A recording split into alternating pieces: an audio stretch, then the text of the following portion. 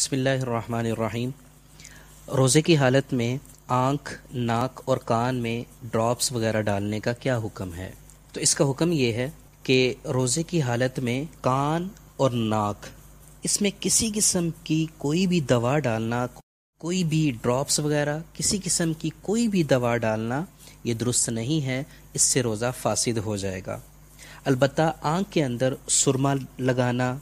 کوئی ڈراپس ڈالنا، دوسری کسی قسم کی کوئی دوا ڈالنا یہ جائز ہے، اور اس میں کسی قسم کی کوئی قباحت نہیں اور روزے پر کوئی فرق نہیں پڑے گا۔ اور اسی طرح روزے کی حالت میں بال کٹوانا، ناخن کاٹنا ہاتھ یا پاؤں کے ہوں، اس سے روزے پر کوئی فرق نہیں پڑتا۔ کان میں دوا ڈالنے سے متعلق ایک بات یہ بھی ذہن نشین فرما لیں کہ بعض لوگ کان میں دوا ڈالنے کو مفسد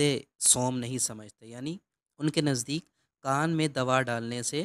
روزہ فاسد نہیں ہوتا، کیونکہ اس کا تعلق کسی بھی طرح سے معدے سے نہیں ہوتا، حلق سے نہیں ہوتا ان کے نزدیک، لہٰذا ان کے نزدیک کان میں کسی بھی قسم کی کوئی بھی دوا ڈالنے سے روزہ فاسد نہیں ہوگا۔ روزہ صرف ان چیزوں سے فاسد ہوگا کہ جو بذریعہ حلق، قدرتی جو راستہ ہے اس کے ذریعے سے معدے تک پہنچے، لہٰذا یہ دونوں موقف آپ کے سامنے ہیں، اور